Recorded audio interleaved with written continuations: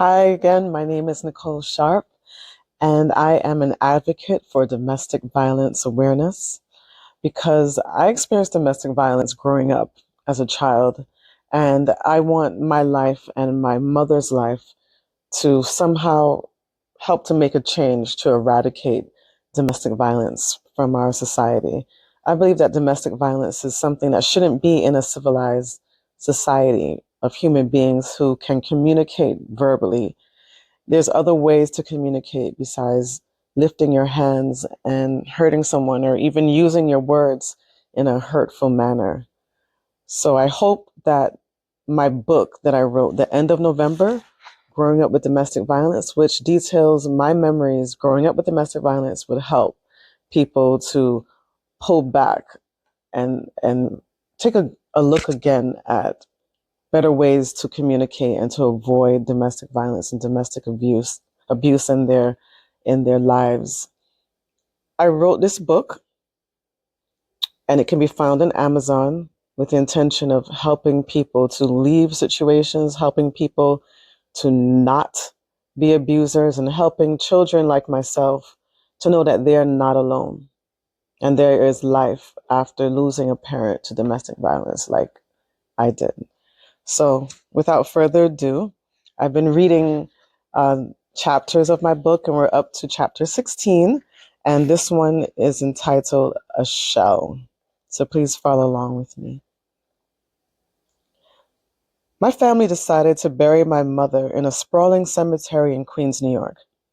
My grandmother sat me down on the kitchen table one morning and showed me a selection of grave plaques. Headstones were not allowed in her section of the cemetery. I can't remember what the other choices were. All I remembered was the bronze-looking one with maple leaves. The leaves seemed to grow and twist around the entire plaque, and an embroidered hints of life. This appealed to me, so that was my choice. My grandmother took it upon herself to order a double grave just in case. Although this was a smart financial decision, it cast an ominous shadow over me. Was I next? Was my grandmother? Then I thought, really and truly, if God did not save us that night, my grandmother would be ordering a triple grave package. My mom's insurance money wasn't in yet, so the family pitched in to pay for the graves and the funeral. When the money did come in, everyone asked for their money back, except my favorite aunt, Abigail, who was the poorest of the lot with 6 children. My grandmother always made a point of this. I never forgot this either. It was a testimony to her giving spirit. She was extremely close to my mom, who was 10 years her elder. I think she looked at her as her second mother.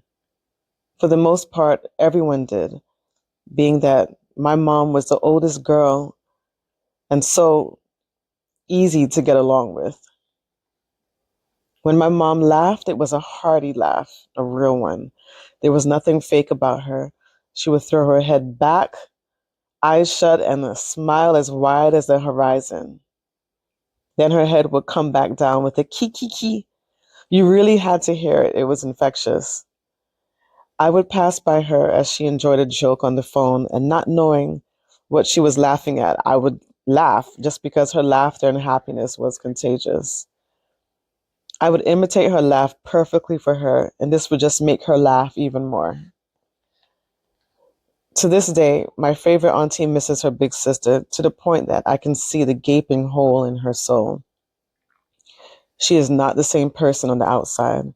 Her exterior is a bit angrier and rougher, but her heart is still huge like my mother's.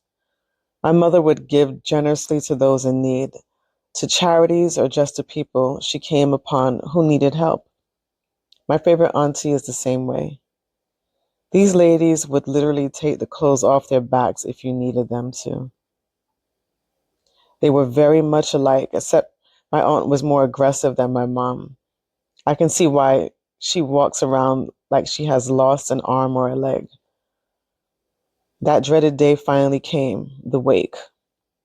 At my grandmother's house, which was the hub of all family gatherings, A big ruckus launched when the prison that was holding my father informed my grandmother that he was granted permission to view my mom's body before anyone else made it to the funeral home. I couldn't help but flash back in time to all the occasions my dad, plain as day and serious as a heart attack, would say, "I would be the one to pull the veil over your face in your coffin." I protested, but to no avail because someone already gave my father the okay. I couldn't believe how many rights this murderer had. I don't know what went through my mind as he looked down at my mom, but it wasn't fair that I don't know what went through his mind as he looked down at my mom, but it wasn't fair that he was allowed the satisfaction.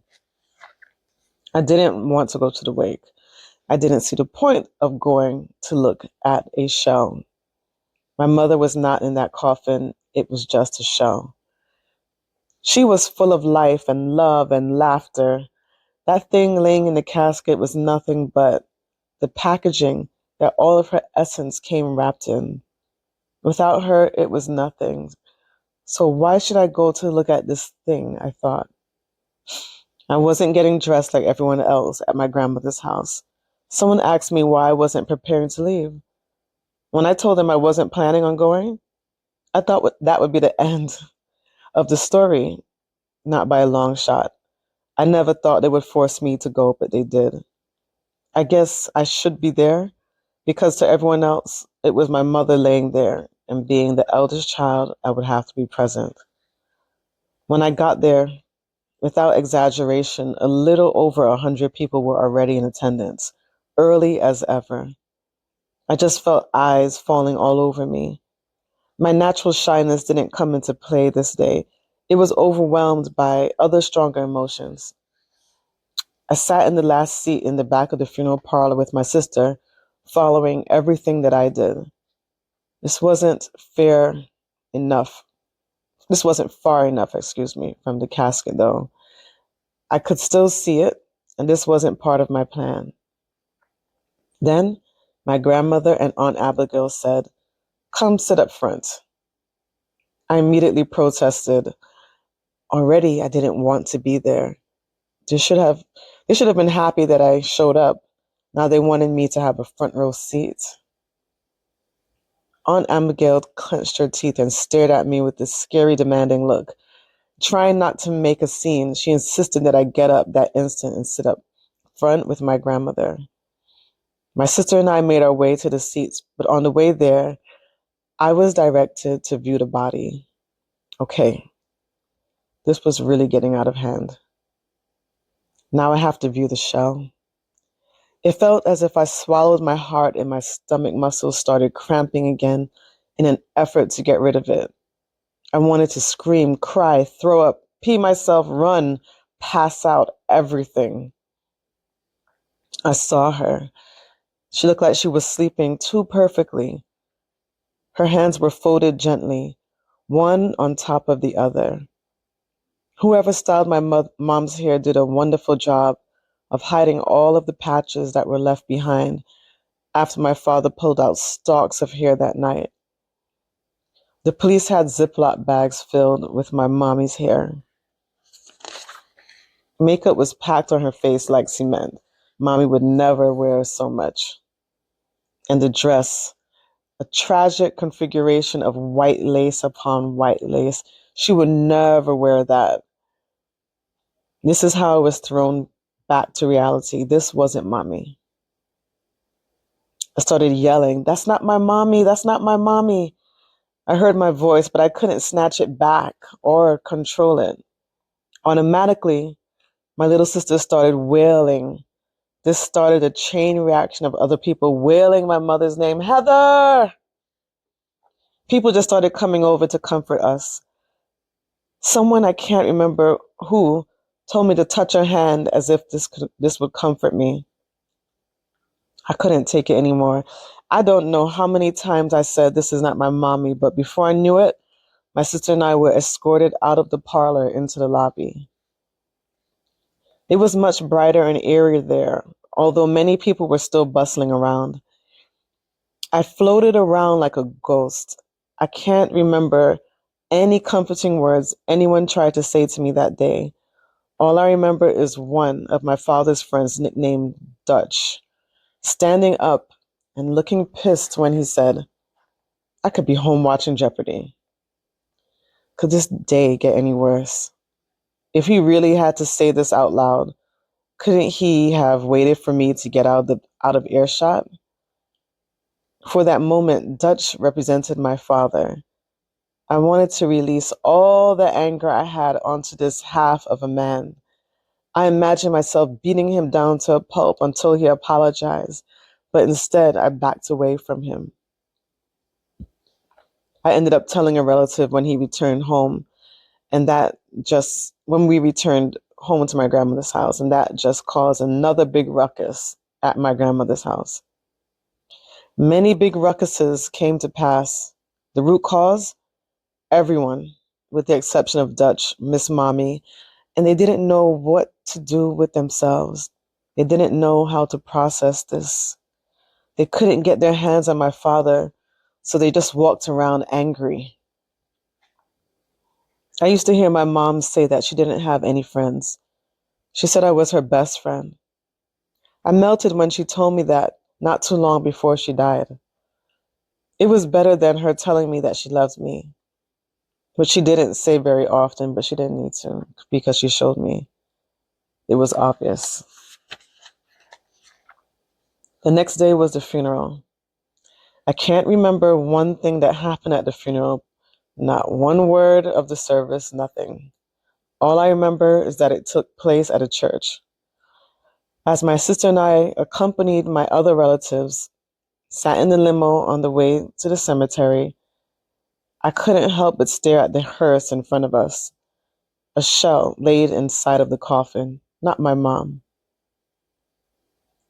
Pulling into the cemetery triggered all of my insides to turn to butterflies. My stomach started turning to painful knots again, making me want to keel over. All the while, when we were driving, I was hoping we weren't going to bury my mother's body. I was hoping we were headed to an amusement park, and my mother would jump out from behind some ride and yell, "Gotcha!" throwing her head back in laughter. Kiki. Seeing all of the graves and sad flowers lined up perfectly made me want to wiggle my nose like Samantha in Bewitched and be somewhere else. The moon would have been a good destination spot. Everyone in the car stopped talking immediately. I hated the silence. I saw my mother's final resting place coming up in the distance. A freshly dug grave with dingy grave diggers standing there waiting for us to hurry up. The road to get there was long, but not long enough. My uncles helped my grandmother, who had a painfully arthritic walk, out of the limo. My sister and I followed apprehensively. 20 some odd cars were lined up behind us like standing dominoes. I had no idea the procession was that long. Then 2 Greyhound buses pulled up noisily. I recognized my mom's coworkers, whom she shared many a joke with over the phone. They filed out of the buses one by one. I couldn't believe how many people were there in all, and she said she didn't have any friends. I said out loud, really meaning to keep that thought inside. We all made our way slowly to the gravesite. This was the worst of all. This was real. I couldn't imagine myself out of this one. I tried not to cry, but I ended up bawling my head off, especially when the coffin descended slowly with the help of the thick green straps on the sides. My sister followed suit, but she also started vomiting all over the grass and herself. We stopped for a brief moment when my grief-stricken uncle, my mom's oldest brother, found a big rock and threw it on top of the coffin as it rested in the hole. It left a big dent in the coffin. The 2 grave diggers looked at each other in disbelief. My mom's second oldest brother found a rock for himself too and threw it into the coffin, making a second dent. "No one is going to take my sister's coffin. No one," he proclaimed. They both kept walking around saying the same thing in different ways. Now and then you would hear them scream my mom's name, Heather! That was their way of coping.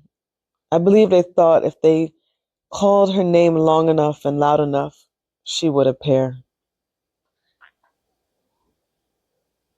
Yeah, that was extremely difficult.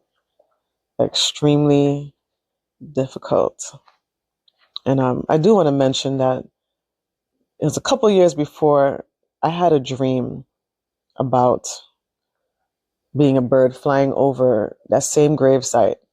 Only when I was there, I realized, I looked up at the sky. It was a beautiful blue sky. I realized that this was the dream that I had. I didn't know it was a grave site in my dream. I just knew that I just saw grass and I was flying over like a bird. And I told my mother about the dream. And then she said, "Oh, that's a beautiful dream." But we didn't know the context of it. But it hit me when I was in the car driving towards her final resting place. Like I said, I believed her body was a shell. Her essence wasn't there. So I wouldn't give the body that type of meaning. It was just a shell. And all that my mother was is here and in my heart, and in the hearts and minds and memories of many others. Domestic violence is disgusting. It's ridiculous. It is something that should not be in our civilized society. Domestic violence gets worse with time, unfortunately, unless the person or an abuser genuinely wants to change. But most of the time, it just gets worse with time. Just keep that in mind. And too many times, the end result is murder. Too many times.